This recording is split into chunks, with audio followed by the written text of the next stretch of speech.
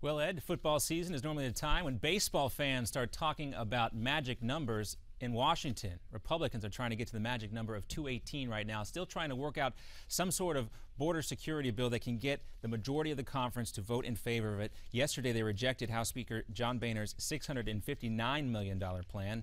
But if Congress fails to act, some say the humanitarian crisis at the border could get worse, and President Obama may use executive action with a swipe of his pen to issue amnesty to millions of undocumented or illegal immigrants. In fact, yesterday at a meeting with lawmakers, the president told Republican Senator John Cornyn that if the House doesn't come up with a consensus, he will take action himself.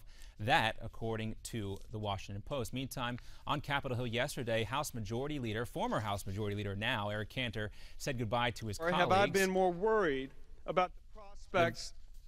The Virginia Republican gave a farewell speech on the floor of the U.S. House of Representatives. He praised many of his colleagues and says it was, quote, an awesome honor and responsibility to have served the American people. But Cantor did express some concerns about the future of America. Yet never before have I been more worried about the prospects of that peace due to our diminished engagement on the world stage. Instability and terror seem to be coming from every corner of the globe. Well, Cantor, there focusing on foreign policy, went on to say that the Middle East is in chaos, Iran is working towards developing a nuclear weapon, and Russia is reverting back to its Cold War days. He was scheduled to finish out his term, but now there are new reports that he will be leaving in just a couple weeks.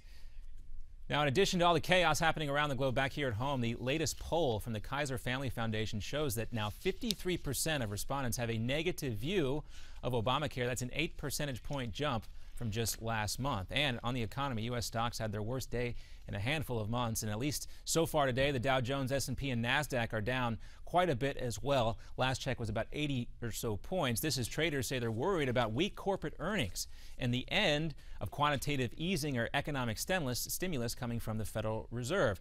More news ahead here in 30 minutes. I'm John Bachman. Now back to Ed in Midpoint.